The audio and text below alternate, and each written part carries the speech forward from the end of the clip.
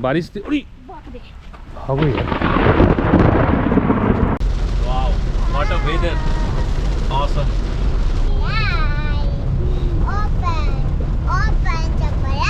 अगर आप खुले मैदान में फंस गए हैं तो आप उकड़ू होके बैठ जाएं, कभी भी लेटे ना।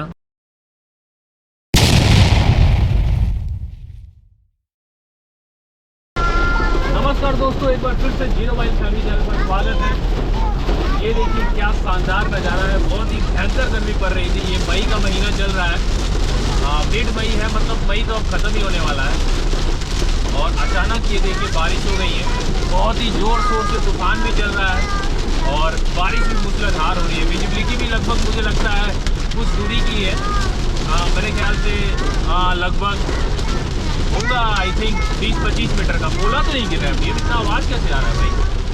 बहुत आवाज़ आ रहा है। ओला तो नहीं गिर रहा। ओला नहीं गिर रहा ना? बड़ा बड़ा बूंदे है, रोड पे देख रहे हैं। अरे बाप रे, बहुत भयंकर बारिश हो रही है। बहुत ही भयंकर बारिश हो रही है।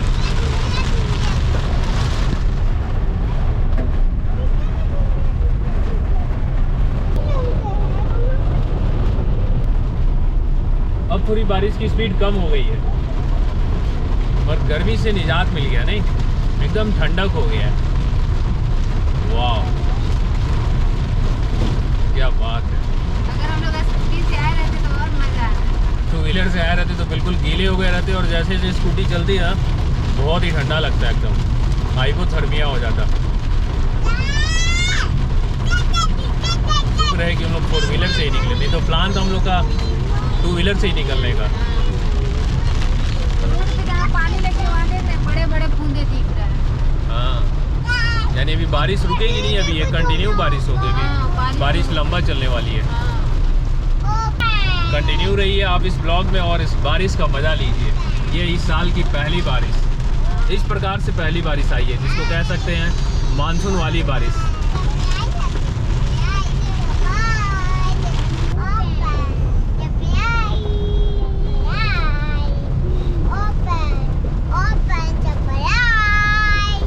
सरप्राइज नहीं बेटा, सरप्राइज।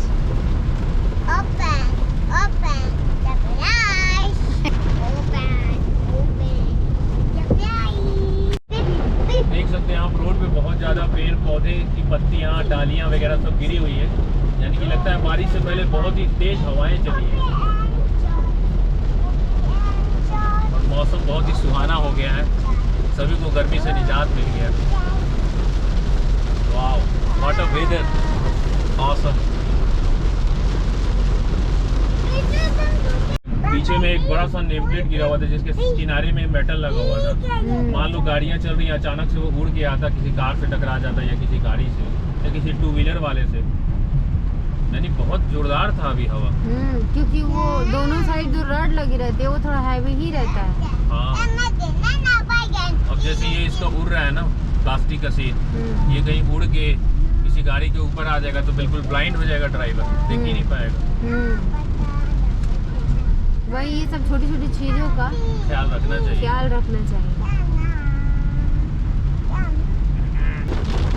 पानी अंदर आ जाएगा बेटा, फिर कार गीला हो जाएगा, सीट भी गीली हो जाएगी तो कैसे बैठेगी? गीली हो जाएगी और शोम्या भी गीली हो जाएगी।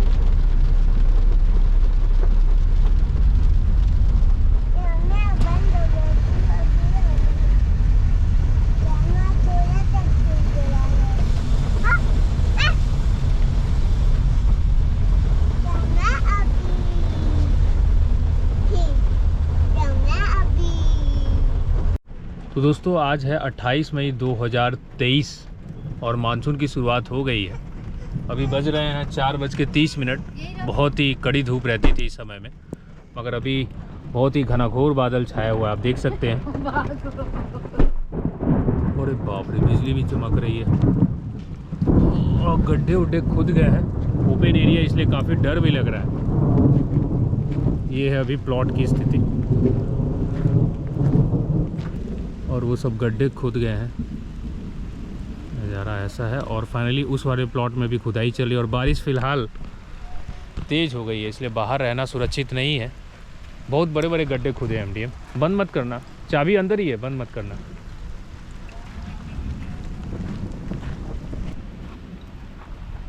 बारिश हवा है। बहुत डर ही लग रहा है बाहर निकलने में। अभी टाइम तो हो रहा है हालांकि 4:30 और अभी ऐसा अंधेरा हो गया है कि ऐसा लग रहा है 7 बज गया हो। अभी बिजली की आवाज़ सुने थे बेटा आप? कितना खतरनाक था ना। थंडरिंग हो रहा है, लाइटनिंग हो रहा है। हाँ, वो फॉग जम गया था इसीलिए ऐसा हो रहा था, क्योंकि बाहर में बारिश हो रही है तो टेम्परेचर बाहर का डाउन है, तो अंदर में जो मॉइस्चर है ना वो कंडेंस हो रहा था। इसलिए दोस्तों अभी हम लोग ओपन स्पेस में हैं और बारिश हो रही है, इसलिए थोड़ा सा हमने हॉल्ट कर लिया है। और बाहर निकलने में भी काफ़ी डर लग रहा है, क्योंकि बारिश हो रही है और लगातार लाइटनिंग हो रही है, बिजली गिर भी रहे हैं अगल बगल, इसलिए बाहर जाना काफ़ी ख़तरनाक है। तो आप कभी भी इस प्रकार की सिचुएशन में फंसें तो कभी भी पेड़ के नीचे आप ना जाएं। अगर आप खुले मैदान में फंस गए हैं तो आप उकड़ू होकर बैठ जाएं, कभी भी लेटे ना, क्योंकि जब बिजली गिरती है तो बिल्कुल सर्कुलर फॉर्म में पोटेंशियल डिफरेंस, जहाँ पर बिजली गिरती है वहाँ पे सबसे ज़्यादा वोल्टेज होता है, फिर थोड़ी दूर पे और लो होगा और लो होगा। अगर अपन लेटे रहते हैं तो पोटेंशियल डिफरेंस की वजह से शॉक लग सकता है। इसलिए ऐसे सिचुएशन में आपको, अगर आप खुले में फंसे हैं तो उकड़ू होकर बैठ जाना चाहिए, जैसे इंडियन टॉयलेट में अपन बैठते हैं बिल्कुल उस प्रकार से, तो शॉक लगने की संभावना अब यहाँ टॉयलेट बताने आए हैं? नहीं, मतलब जैसे समझ में ना आया तो क्लियर कर रहे हैं। तो इस प्रकार से शॉक लगने की संभावना घट जाती है। सर झुका करके आप बैठ सकते हैं उकड़ू बन के। और अगर आपके पास कार है तब तो कोई दिक्कत ही नहीं है, कार में अपन बैठ जाएं और बिल्कुल सारे विंडोज़ को क्लोज कर दें आप, तो सबसे सेफ माना जाता है। अगर बिजली अगल बगल गिर भी रही है, और इवन अगर बिजली आपके कार पर भी गिर जाए तब भी आप सुरक्षित रहेंगे, क्योंकि चार्ज जो है वो सरफेस पे ही लाई करता है, और कार जो है सारी विंडो जब क्लोज हो जाती है तो ये क्लोज सिस्टम की तरह एक्ट करता है। So car is the safest place while lightning and thundering. समझे सौम्या? समझ गए? कैसा लग रहा है? कैसा लग रहा है सुप? कैसा लग रहा है?